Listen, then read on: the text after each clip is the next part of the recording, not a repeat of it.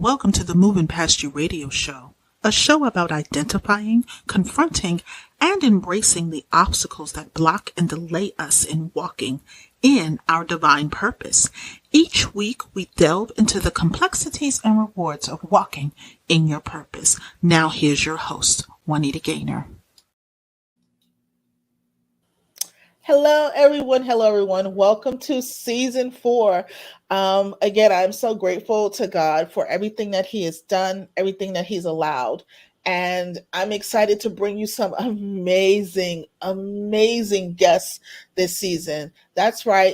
Season 4 is different. It's not just me or Minister Peterson or other curated guests. We have transitioned into some powerhouses. We have some amazing guests that we've partnered with, network with, that is going to bring you their journey and their walk and how they're working and navigating through things or whatever.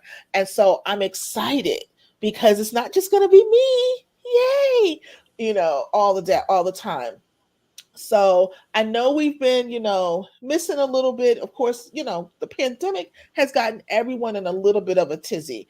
It's gotten everyone out of their mojo and things like that. But our mojo is back. And let's just, as we talk about that, the pandemic happened for the reason it needed to happen. It allowed us to shift. It allowed us to center, our spiritual being. It has allowed us to center our emotional and mental well-being. And it allowed us to really listen to God. And I think there's been a lot of times where we say we listen to God, but we don't really listen to God. And during this time, we had to listen to Him. We had to trust Him. We had to depend on Him like none other. And so for many people, including myself, He was allowed us to be able to move. Of course, when we think of the pandemic, the last time we did this, of course I was in Jersey, because we did last year. That was the last time.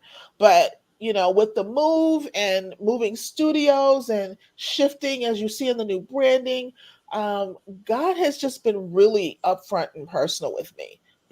And I've been listening more this time. I haven't been going back and forth with Him. Y'all know me. I like to go back and forth with Him. I can have my conversations with Him. But, He has placed an amazing, person in my life. And He is, helping to navigate and to guide. And He is someone that I can be confident in to lead and for protection. And so I am not in that mode all the time. So if most people are following, you see that's a lighter, calmer, centered person. And that's because, what? A lot of times we just have to listen to God and allow Him to do the things that we can do. And with that being said, oh my goodness, today's guest, I love her so. Just through this process, I have been interviewing and pre-onboarding, guests or whatever. And I'm going to just say this. Every young, amazing, beautiful woman that I have spoken with, I haven't said no to. God has just been that amazing with connecting. And with Danielle, I just have this kindred big sister spirit towards her. She is amazing. She has amazing story to tell. She's going to tell you how she went through it. She's going to tell you what she's doing with God's purpose in her life. And so I'm so excited to have her. Now, she is going to be talking about Yet God. Whew. When she gave me her topic and things like that, and it was some others, Yet God spoke to me, because in spite of everything, we say, but God, but is I like but God, but yet God. No matter what we're going through, yet God saw enough in me to allow me to prosper. Yet God knew where my mindset was, but He still moved me forward. See, yet God is a statement and a testimony all in itself. So let's get into the amazing young woman who is going to be joining us on this evening. Danielle is a certified life coach that wears many hats, from Christian entrepreneur, graduate student, to being a single mom. Danielle has a passion to love and encourage others by sharing her experiences and by turning her pain into purpose. Y'all know we talk about that a lot over here. She is the founder of Fresh Start Life Coaching, LLC, and it's a virtual coaching business. Her niche is helping women that have or are struggling due to miscarriage and infertility.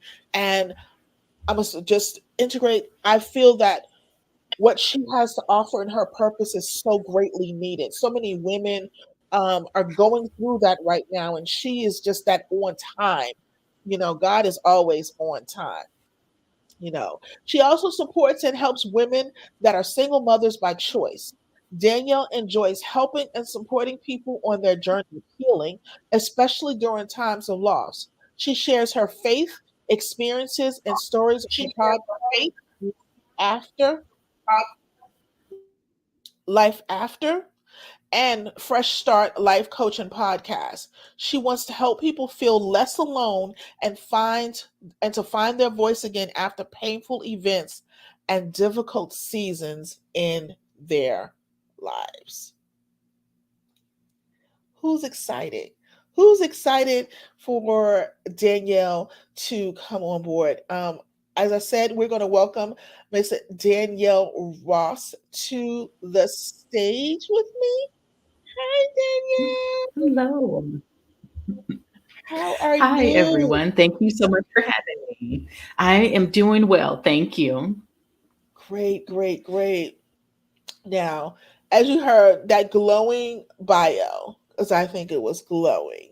Um, I want to give you this early opportunity just to talk about you, what has driven you in your journey, and kind of what it is you're doing, especially with your coaching program.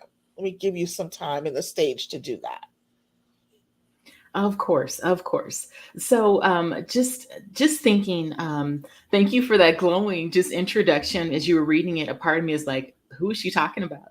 Like, it's amazing to just be here, And we have those times or those moments in your life where you just look back and you're just like, how did I get here? You know that it's only God, but just thinking about even just in my life in the last year, and just thinking, due to having a medical emergency and almost not surviving that, making it through COVID, just years after divorce, and, just everything that my ex husband had said, or had spoken into my life, God doing the complete opposite of that, and just thinking, okay, I am here. And so in that was just my life coaching business was birthed. I felt like I'm like, okay, God has taken me through too many things and helped me overcome so much. I'm like, I can hold on to it.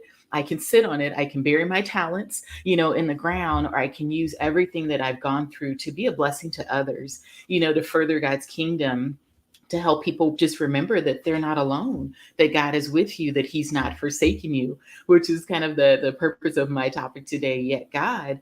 But just thinking, I'm like, okay, there's people that need to hear my story. And, I'm like, okay, I feel like I've been silenced enough. I'm in this season where God has helped me to find my voice. And I'm like, I want to help other people find their voices, especially during difficult times, even during times of isolation, or just times of things that they're going through. My focus is helping women, that are going through infertility and miscarriage, and those that are deciding to grow their family in maybe unconventional ways, and just helping them to realize, wow, they're not alone, that they're seen, that they're heard, and that everything they're going through, there's a purpose in it, there can be beauty in it, and helping them walk, walking alongside them on their journey of healing, and so much more. So that's my why, and that's what I look forward to doing. And just, I love loving on people anyways and encouraging people. So I'm like, how can I turn that into something that I'm passionate about to help others? Awesome and amazing. So when you say that, you've gone through, let me rephrase that. With that last, let's say that last straw, that last, when you always say it was always that straw that broke the camel's back. What was it? You don't have to go into detail, like, real detail about it, but what was that straw and that triggered you to decide, you know what, I'm going to walk in God's purpose? And how did you transition that from that to doing what you're doing? Yes, very good question. So, I, like many people, just in this season of feeling stuck, and I won't say that I'm 100%, 110% unstuck at this point, but I feel like I'm at least 90% now. And I was in a point in my life like I'm just tired of being stuck, and I'm like, okay, God didn't bring me this far for me to just wake up and feeling stuck during the day, feel stuck at a job that I wasn't happy at, still in that job and make my transition out, but then at that same time to just go to bed and be stuck and that just be my everyday story for one day, 1 week, 1 month, 1 year, 10 years. And I'm like, life's too short to just feel stuck. And I get it. A lot of people are stuck in their life for a variety of reasons. So I understand that sometimes it's things that are not in your control. But I said, Danielle, what are the things that you can control? And I'm like, okay, well, I feel this way, but God is saying that He wants to give me an abundant life, that He wants to increase my territory. You think about those in the Bible that were stuck and how God used them and grew them and used them to do these big things. And I'm like, well, God, you put so much in me. There has to be a reason why you put this in me. And so in that, I said, well, what can I do with this? I said, what can I do with it? And so in that, I have more than one job, but in one of my jobs, I work in a call center environment. And so in that, people they started talking to me and they started talking to me about their grief and their loss. I'm calling health insurance companies to say, hey, where's the money? Why aren't you paying this? And then people I don't even know would just say, my family member passed away 2 days ago, or I had this recent loss and I don't know why, but they would just open up. And I said, okay, as we're waiting, to find out information about this claim or whatever's going on, let's talk about this. We're in the moment. Why pass by this moment? And so I felt God saying, okay, make time for this. And I'm like, well, God, I have my metrics to meet. I have my quota. And the same thing, I'd be in the grocery store and someone would just start talking to me. It could be a kid. It could be someone that's in their 60s. And a part of me is like, oh, I want to go in and get out quick. I need to make this. I'm hungry. I need to do this. And I'm like, no, God is saying, stop what you're doing. The world is not all about you, Danielle. I'm an introvert and only child. So I'm like, okay, get outside of yourself sometimes. And in that, I'm like, okay, people are coming to me for a reason, people that I don't know, but there's something in me that God wants them to know that I need to share. And I'm like, okay, I need to start being obedient. And so in that, I said, okay, well, what can I do next? How can I turn this into something bigger? And then I was just kind of researching things. And I'm like, well, counseling's good. But I'm like, okay, I don't want to really go back to school that much and kind of start from scratch. I already have enough student loan debt and just kind of keep racking it up in that sense. And so I'm like, well, what can I do that I can help people, talk to people, and still just do something, make it, leave a legacy. And so in that, that's when I found out about life coaching. Years before, I'd already been a health coach. And then I said, oh, well, things didn't exactly go as planned. So I just kind of put it to the side and different things, and then kind of looked into life coaching again. I'm like, hey, I can do this. And when I found out about it a little bit more, did some more research, I just jumped into it, did it, got certified. And I'm like, okay, let's turn this into a business. And I said, okay. And so I did it. And, before even this episode, I was in my room and I found a piece of paper of the name of my business, of Fresh Start Life Coaching. And I had written on there, but God, and I had written a date on there. And it was a couple months back. And I'm like, okay, God, I see you. I'm like, I was cleaning my room, found that little sheet of paper this big and had written that on there. I'm like, okay, you're reminding me. I'm like, I'm not in this alone. You're with me. We can do this. We got this. We're together. I'm like, God is my CEO, so we can do this. And so that's kind of how all of it was birthed. And that's where I am now. And I don't know what God has in store next. I'm like, I want to be obedient, one step at a time, one day at a time. I'm like, okay, God, if this is what you're saying, I want to listen and I want to follow. That is amazing. And I just want to reiterate to our listeners and our viewers, your complete faith in walking in which God told you to do, and I know many people who would watch and listen to me be like, that was never my testimony. I was always going to fight him to a point and then finally listen to what he had to say. And I want people to know and understand that we have people, when God speaks to them, they start doing exactly what God tells them to do. And it still works for their benefit and their glory and their uplifting. So you don't always have to take my approach. I think I'm special and unique. I know people do it, but I'm special and unique and always having to have that conversation. But why? Why you want to do that? So it's refreshing to speak with someone to say, you know what, God told me to do it, and I just went ahead and did it, and this is how it's done. And I'm like, so I want our listeners and our viewers to understand that they don't always have to struggle with God to get what God has for them. You know, it doesn't always do, there may be other challenges within your walk. There may be other challenges in getting to the point of what you have, but you don't always have to go back and forth with God to get there. You know, he's always going to, you know, lay out. And I can just probably hear from your testimony that you were still able to make those metrics. You know, you were still able to do the things that you needed to do by listening to him. Because sometimes that's what we get. We do those things like, but I have to make the numbers, or I have to cook, and then you just don't do it, and you miss out on such a greater blessing in that. And so, as you were talking about how you're speaking with people with their loss, um, and how they navigate and gravitate to you, um, I usually say that there's always something within us that, you know, people gravitate to. But what sense of loss that you have that you were able to, not only because you have faith in the love of God that allows you to relate to people, but what was that centering loss for you that allows you to emanate that, you know, compassion and empathy towards others? That's a good one too. Yes. So it's been many things. So one being divorce, being a domestic violence survivor, going through a divorce about 3 years ago now.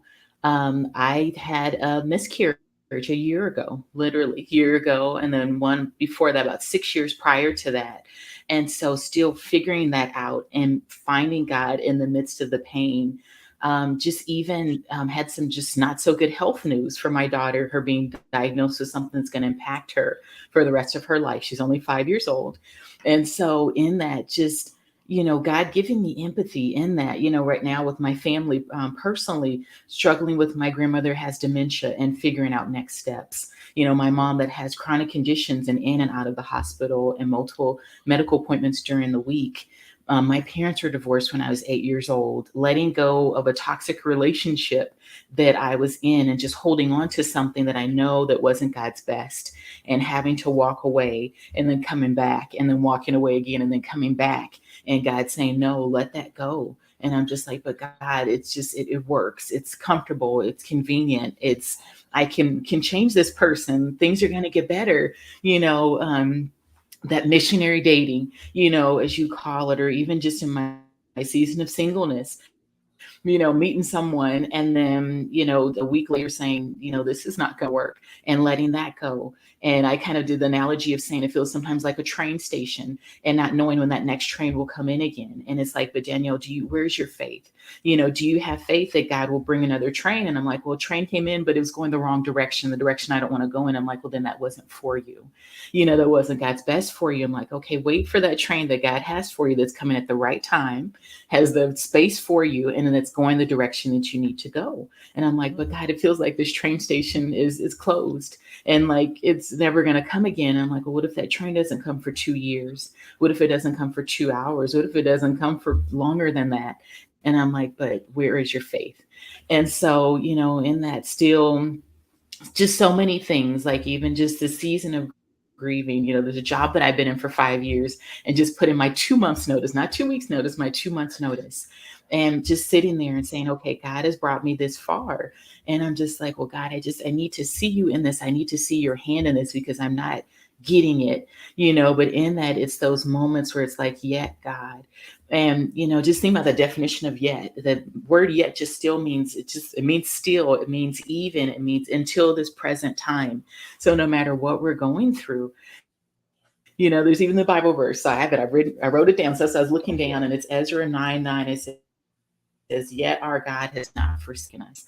And so I have to be reminded of that when finances are tight, when I'm grieving a loss, when I'm still just dealing with things after my divorce. It's still a person still in my life. So it's not like things that haven't gone away as I'm co-parenting, whatever it might be, things on my job, letting go of a relationship that I was trying to make work, but I'm like, yet God, he's still working. He's still here, still not alone in this. And he's still doing something. I can't always see all of it. I feel like sometimes it's like this puzzle in my life where the pieces are being laid down. And I looked and I'm like, oh, the corner of this puzzle just got put together. I've been waiting for that corner to be filled in for a couple years. Or sometimes God will put down a puzzle piece and it's in the middle of the puzzle. And I'm like, well, that doesn't connect to something else, or sometimes it'll just be the outer part of that puzzle, and then sometimes I hit the puzzle and the puzzle falls apart. And I'm like, oh, Danielle, but it's just, seeing God's hand. I'm like, in the midst of everything I'm going through, yet God, he's still working. He's still here. So I could go on and on and on, but I'll pause there.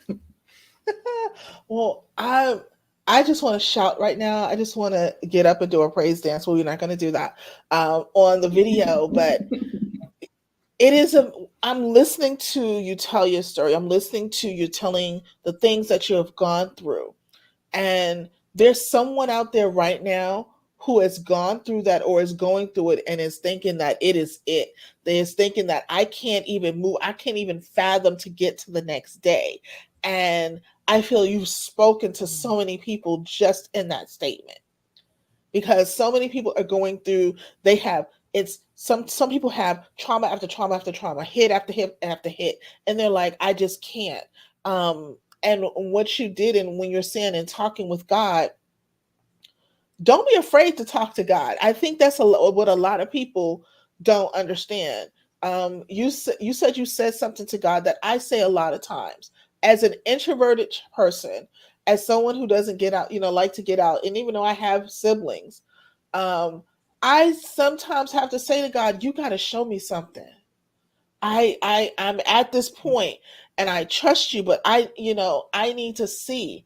And I've realized that when you really have your, relationship with him, he knows you. Sometimes you just have to ask him to do something. Like we even though we have faith and even though we have the spiritual walk, there's some things we have to ask. Just think about our parents. Our parents aren't mind readers, even though God is. He's a mind reader. But our natural parents, let's think of the natural. Our natural parents aren't mind readers. So there's some things by intuitively they know that we may need. But there's other things that we have to come out and ask them. Like, they know we need pencils or whatever, or food or whatever, but they don't know that we really want that cheeseburger until we ask. Now we have to address that may be yes or no. But we still have to come out of our mouths and ask. And so when you let's talk about the confidence in which not only have you worked to build for yourself, but that when you're working with, coaching clients or just working in general, what steps are you working through to help them and even yourself while you're helping them emanate that confidence so that they don't have that fear of just, I see the end of the tunnel with the light, but because I see it, I'm gonna run to the other thing because it now scares me. How are you helping yourself and others navigate through that? Good question too. So in that, I have a ring on, so you probably can't really see that well, but I went on Amazon and it was under $20, and the ring simply says, I am enough. And so I have to sit with that because I needed to be reminded of that. I'm like, let me tattoo it on my arm. I tried, it fell through, didn't work out. So I said, let's get a ring instead or something. But I have it on my finger, and I'm reminded that every single day that I am enough, because everything around me, the media, movies, television, my status of singleness, sometimes after my divorce, sometimes I jokingly say it, but it feels like it. Sometimes like after my divorce, sometimes I feel like I'm like that manager special, that meat that's at the store, and they mark it down and mark it down and mark it down. And sometimes that meat changes colors. Some people will buy it and I'm like, you shouldn't have bought that because you're going to regret it later, and then other times where it's it just, I think it gets thrown away if no one buys it after they mark it down so many times. And that's how I realized that many people feel like that because that's what they're told. That's what I've been told by my ex-husband, at the tail end of my divorce, saying, he said, if you get in a relationship, whoever gets in a relationship with you is going to cheat on you. And pretty much everything that you do is going to fail.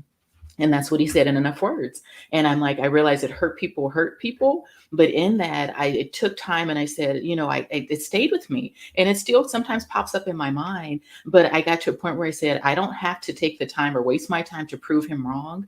I just walk in what God has for me. And God does completely the opposite of what he said. So I'm like, I can have healthy relationships. The things that God has put me on this path on is just so many open doors after so many open doors. I'm like, in my case, I'm like, who does these things? I'm like, who starts a business from nothing? No one in my family has done this, and just think I have no money. And who starts not only one business, this is my second business. The other business, since I moved, I said, okay, we're going to kind of shut that one down a little bit and see, kind of put on the back burner. We might come back up again in the future. And this is the second business that I'm starting. And I don't say it in a boasting way, but I say it saying, okay, if I can do this, there is hope for you. And, you just think a lot of people have ideas, they have passions in their mind, they have things they want to do. They say, well, I want to break, generational kind of curses in my family or cycles in my family, but I don't know how. So say for me, divorce is rampant in my family, but I told my daughter, even though she's only 5, I said, even though divorce runs in our family, you don't have to do that. You can break the cycle. And I tell her that, and I try and instill things in her so she knows she can do different. She can have something better, that God can do something so much better through her, even though she's only 5. And then when I meet with people, I tell them that I'm like, okay, forgive yourself, or them, hey, you had a miscarriage. That's not your fault, or you're struggling with infertility. You have no control over that in so many ways. You're dealing with this, and maybe you want to be a foster parent, but people are saying, oh, you can't, or they make a joke out of it, whatever it might be, because a lot of people are not supportive of that, of people that say they want to be a foster parent. People have said that family members have made them feel bad for their choices or decisions or where they are in their life. And so in that, we talk about countering that negative self-talk and switching it up with positive self-talk. So instead of I can't, I never will, this will never happen for me, putting that and saying, you know what, I can do this. Or it might not look like someone else's something, but I can have my version of this, or God can do immeasurably more than we ever asked or expected. That happened to me recently. I was driving through a neighborhood, and I'm like, these are such nice houses. And I've grown up in apartments my whole life. And I'm like, well, I have nothing saved up. I'll never have a house. I'll never have this. But at the same time, I'm like, but God can give me something so much better than this, or something that's different, but can give me something that I wouldn't have ever imagined. And I'm like, well, Danielle, have faith in that. It might not be the time right now. And I'm like, well, my mom had a house at 28, but things have changed. And I can't compare what my parents had or didn't have to what I have now. I have God on my side. So I'm like, okay, let's go. Let's do this. I'm not alone, and it's in those moments where it's just like, I have no one but God. I'm sure we've experienced those times where it's our health, where there's something going on at work, something going on in our lives, something going on in relationships, and we have no one to turn to but God, So it's just like, okay, I've done all that I can on my own. It's been exhausting. And, I love being in control. I love, when I said even my backup plans have plans, and it's true, but I'm learning to really just like release control and to let that go, because it's just like, it's exhausting and trying to do my job and God's job at the same time. And I heard someone say that recently, and I'm like, that's powerful. And yet that's what I'm doing. And God didn't call me to do his job and my job at the same time. I just need to do my part, be obedient, let God be God, and just keep moving in that. So I feel like, okay, starting a business, building something, kind of nothing from something from nothing. Either way, you get my point. Doing all of that, I'm like, okay, God is doing something in this. And I want other people to realize that you have a voice, even if you've been abused, even if you're told that you can't, that you won't, that you'll never because you can't do this, or maybe you have a special need, maybe you have health challenges, maybe there's other barriers you face, maybe no one in your family has ever done X, Y, and Z. That doesn't mean that you can't. So I'm like, that's why I'm here. I'm like, okay, there's the reason why I'm here. There's a reason why random strangers stop me. There's a reason why I can walk by someone and just feel their pain. And I'm just like, what is that? Get it off of me. But sometimes it's just so tangible where it's like, okay, I walk by someone and like, I can tell that they're hurting and I can see that. And other people, I'm like, well, don't you see that person crying? Like, oh, I didn't even notice. I'm like, no, but you tell something's wrong. And I'm like, okay, there's something like the sadness detector that God has put in me, this brokenness detector. It's not my job to heal them in that sense, but I can help them walk along on their journey of healing and support them. So, yeah. Now that's awesome, and I want to emphasize that we can't heal everyone. Our job is not to heal; it is to, like you said, walk along and guide them in their journey to healing. And I think that's the mistake a lot of us make sometimes when God gives us a job. We think we're supposed to do all of it. I'm one of those. So Yeah. I appreciate that statement because so many times we take on more than what God has told us to take on. We want to say, okay, well, God told us to do this, so I'm going to lay out the whole thing, and then we're overwhelmed and we're struggling, and then we're like, but God, what's going on? I didn't tell you to do all that, you know. And just in the moment, like if he brings something to me, it's like, oh, it's not for me to say anything; it's for me to pray. you know there's and I see a lot, and sometimes I'm negligent in that because I'm thinking he wants me. I'm deciding, well, okay, yeah, but this person needs that, and he's like, that's not what I told you to do. So thank you for emphasizing that, because again, so many of us are probably overwhelmed with, well, I have this gift, or I have this knowledge, or I have this feeling that God has given me, and I don't know how to fully walk in it. And it's usually because we're doing more than what God has told us to do, and walking in that purpose. It's just our goal is to walk people along their healing, not to take them through their healing. Now, everyone has purposes. Now, you may be the person who's supposed to take people through their healing, but that doesn't mean you're walking them along in it. Meaning you have to wait till that person gets to where you pick them up. It's like a bus route. Every route is different. And so you have the main driver, which is God, that's going to stop along every route. And what it is that you will pick up what you need to pick up when you need to pick up. So I thank you for that. Um, just a final question, and I'm just going to ask this, based on what's been going on in the world today. And we're all, and I don't do politics or anything, but I pay attention to what is going on in the world today. How has the mothers and the women that you're connected with or working with, how are they navigating, or how are you helping them navigate this innate fear that's kind of been emanated across especially within the United States? How have how has that played out in your overall goal with helping women and those who are suffering or trying to, navigate their own parenthood journey or motherhood journey?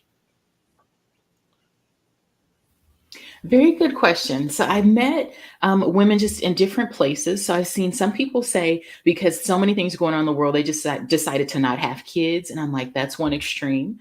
And I'm like, okay, if that's your choice, I understand. Some people have been fearful because they're like, well, because my parents didn't do this or they weren't good parents, I still won't have kids. So that's another thing.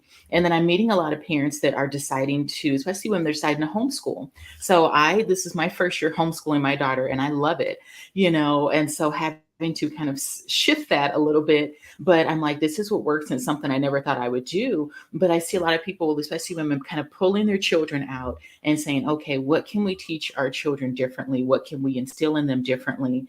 And, a lot of parents, so like, for example, one woman I've worked with, she was talking to not to, the story is shared by permission. So I'm not, putting her business out there, but, in that she was struggling because she wants to homeschool her son. Her child has special needs, but then she's also battling with her ex-husband who's not accepting of her child's special needs. And I said, yeah, I get it. I said, my daughter has special needs and her dad pretends like it's not happening. And he's like, no. And I'm like, no, this is real.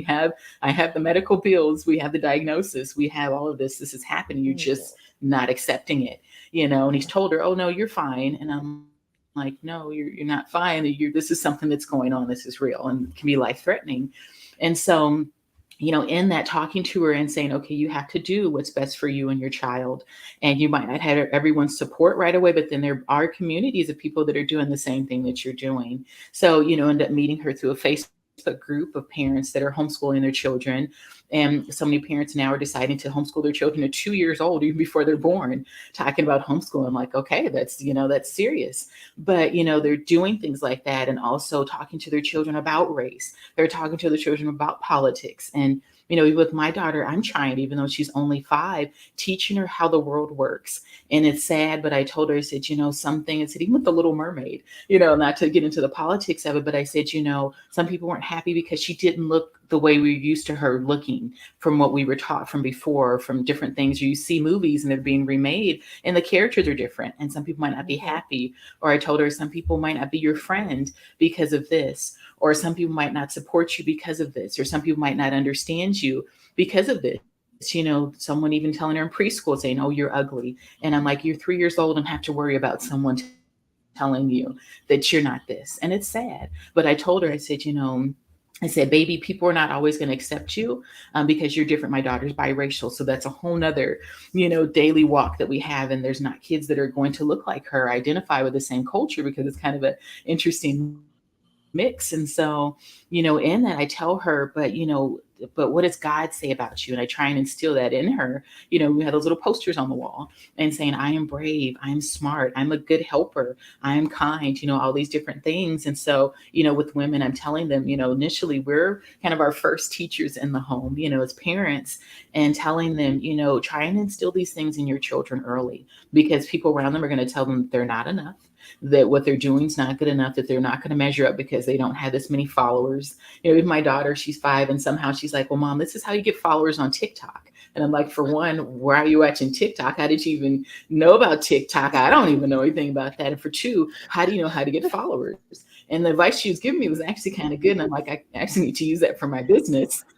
So I'm like taking notes and different things. But in that, just telling her that that's not the whole goal. I'm like, my goal is to follow Jesus, and it's great to have people that are interested in your message and everything else. But, telling her, just trying to help parents to let them know that the world and the world around you is not usually going to teach your children the best things, but they're going to teach them their things. And sometimes there's things that are important, but it might not be the things that you want them to be taught, or things that you want your family to adopt, in that. But we can teach them something different, something countercultural in that sense. It's going to be hard, because I feel this uphill battle now, even though my daughter's still young. But I'm like, if you start early and start instilling things in them, like, say, for example, telling my daughter, hey, you can't please everyone, but that's not your job to please everyone. Because I'm telling her, I'm like, now in my 30s, I'm learning that it's impossible to please everyone. You please one person, the other person's not happy. If you please 2 people, then you're not happy.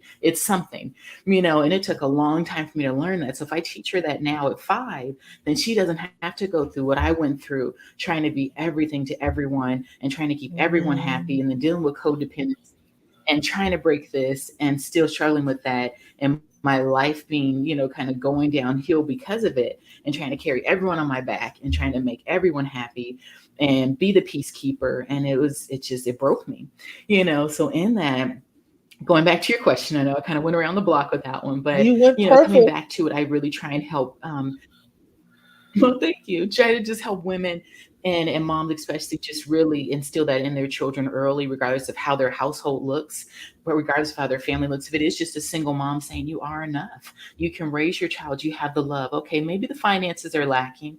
Maybe you don't have that male, influence, but maybe you have male friends that can pour into your child's life, get them connected, Boy Scouts, baseball, get them a coach, get them a mentor, areas that are maybe that you maybe consider lacking, fill in those gaps other ways. Or the, other women that have that household and they're just trying to kind of pull their back from the world, saying that you can do it, try and have that united front, start early. It can be done, but it is scary, in the midst of things that are happening inside of schools, outside of schools, on TV and movies, through the media. It's a lot going on. It's just things that I didn't deal with when I was a kid. When I was 5 years old, I wasn't thinking about boys and boyfriends and dating and relationships and other things like that. And yet now kids talking about their boyfriends and relationships, and they're in love with someone. And I'm like, I'm not sure if I've ever been in love with someone. I'm 30 something. So Right. it's just, it is a battle, but it's something like, okay, but be vigilant about it. So yeah. Wonderful. Now, as we close out, what 2 to 3 nuggets can you give the audience, just an overall, about just walking in their purpose, and fully trusting God in the process? And you can do it in any form that is comfortable for you, but just in that arena, like, trusting God and walking in the purpose. What encouragement can you give them on that? And then also after that, how they can reach out to you, how they can find you. Okay, perfect. Yes, yes, good question too. So in this, just walking in your purpose. So I felt like for me personally, in the last couple of months, the word purpose just kept coming up, kept coming up. I'd hear a sermon about it. I hear a random stranger talk about it. I watch a TV show I've never watched before, and they're talking about purpose. And I said, God, there's this word purpose keeps coming up, and I just committed it to prayer. And so that was important because little by little, God was showing me, okay, this is what I'm calling you to do. You know, I put you here for a reason. You're on earth for a reason. You made it to see this day for a reason. So there's something he still has for me to accomplish. And the same goes for you too. But there's something he still has for you to accomplish. And in that, when you do, as you're discovering your purpose, do not compare yourself to others, because you'll say, okay, well, God wants me to sing. But then say maybe you have a best friend that sings also. But you can't compare your purpose to her purpose. You can't say, okay, well, I can't sing as well as she can, or I'm not the lead singer on the worship team, or whatever it might be. Maybe your purpose is singing to people you're on the street and you're doing street witnessing. And maybe that's what you're doing. Maybe your purpose is teaching children that are underprivileged, or, that maybe want to sing, but you can be a vocal coach. Maybe it's something like that. Maybe you just volunteer your singing talents, and whatever arena that you're in, just, you never know how God can use it. So it's like, thinking about that, praying about it, but then also not boxing God in either. So really saying, okay, well, I've seen people do this in this way, say start a business or take their career in this direction or use their talent in this way, but God could have me do something completely different than what they're doing. So I'm not going to put God in a box. I'm going to let him work. I'm going to leave my hands open to him so he can work and do what he needs to do. So, you say, okay, God's molding me like that clay pot, but my shape might be different. My color might be different. The details that he puts, in my life can be different. My story is different than someone else. So I can't compare myself to that. As I mentioned a little bit earlier, tackling that negative self-talk, and not always listening to what other people say about you. It's easy to find enough people around you that can tell you what you can't do, but surrounding yourself with people that tell you what you can do. So maybe that's a mentor, like that spiritual mother, spiritual father, or just someone to speak into your life. Maybe it's your pastor. Maybe it's someone that's doing something that you want to do, someone that is where you'd like to be. So it's someone that's 10 steps ahead of you and saying, okay, well, what are you doing? Well, how can I do that? Or, just learning from them and getting, all that you can from them, and different things too. So those are just a few, of the many things you can do. And then also, just thinking, just trusting God and believing him for more. That's something that I struggle with. Trust is a huge thing for me. As I mentioned, my background due to abuse, due to being neglected, due to being just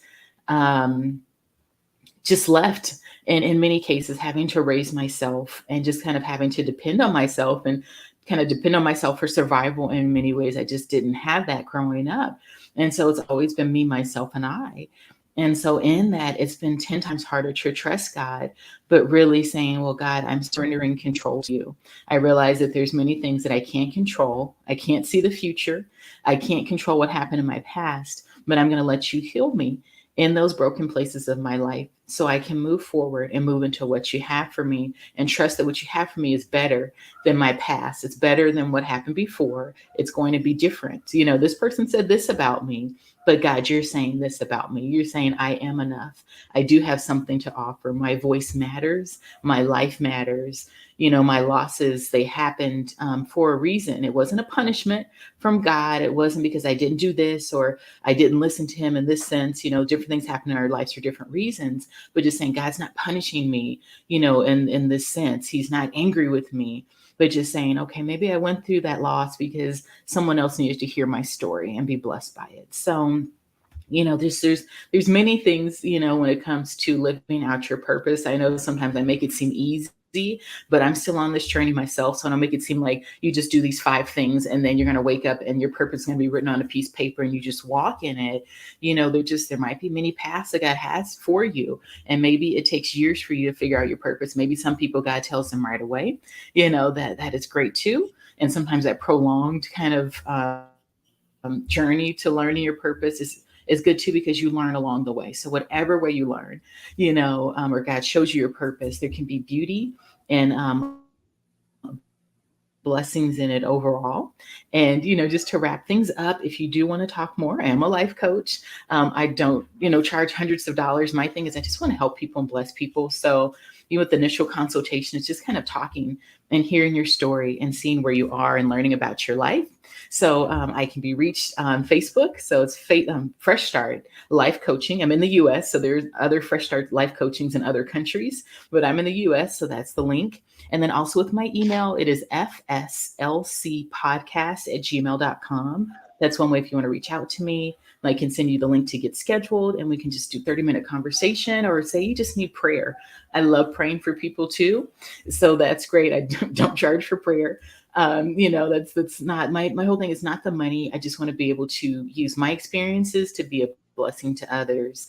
And as I stated, to help you feel less alone, to help you walk in what God has for you, to help you kind of figure out what is God saying to me, because sometimes you can't hear it clearly, but God sends people into your lives to say, okay, God may be saying this to you, or let's pray together to be in agreement and see what God has, for this or for you in this. So that's pretty much, all that I have at this time. I do, just pray God's blessings over you as you walk in what he has for you. And as you just take it one day at a time. I know sometimes you just want to know our purpose now. We're like, well, God, I want to do these big things for you. Just tell me now. But maybe it's in that journey, that day by day where you serve someone or you do this or step out of your comfort zone. And God shows you little by little that puzzle piece that he's putting down to that bigger picture. So yeah, thank you so much. Danielle, thank you so much for that. And I'm just going to reiterate for those who may be listening and can't see the screen, that is going to be on Facebook. It's Fresh Life Coaching, and that's going to be www.facebook.com/start coaching life. And then if you want to reach out via email, that will be fslcpodcast@gmail.com. Definitely reach out. Definitely see what God has for you. Again, just for prayer. Sometimes that's all, you may need. You may, not know that you need some coaching. You may not know where life is. And, and she's offering that prayer line. So definitely, use that as well. Danielle, I want to thank you for joining us this evening. You are such a blessing and a joy. Not only do I look forward to, just being in your space and connecting with you, I'm looking forward to years to come when we can have you, back on throughout the year, just, especially as the coaching life grows, because again, we're here to support, we're here to love, but your story is such a story of light and love. And so we're going to have a follow-up session, of course, to see how it grows from here. Okay. So again, if you are listening and you're seeing, it's on Facebook, it's www.facebook.com/start coaching life. And her email is fslcpodcast@gmail.com. So I want to thank everyone for joining us on this evening. Again, like I said, season 4 is going to be amazing. Now, for those who have watched us in the past, yes, we normally would do our shows on Thursday evening. That has changed for season 4. That is, our shows are now on Friday evenings at 7 p.m. And it's going live to all of the various streams, of course, maybe some additional ones. But it's now Friday evenings at 7 p.m. instead of Thursday evenings. And so I want you to have a wonderful, wonderful evening. We love you. Be blessed. And we'll see you next week, the same time, the same location. Thanks for joining us this week on the Moving Past You radio show. Make sure to visit our website at www.movingpastyou.com, where you can subscribe to the show on iTunes. If you found value in the show, rate us on iTunes or simply tell a friend about the show. Be sure to tune in next Thursday for our next episode. And remember to always be kind in your word, your thought, and in your deed. Be blessed.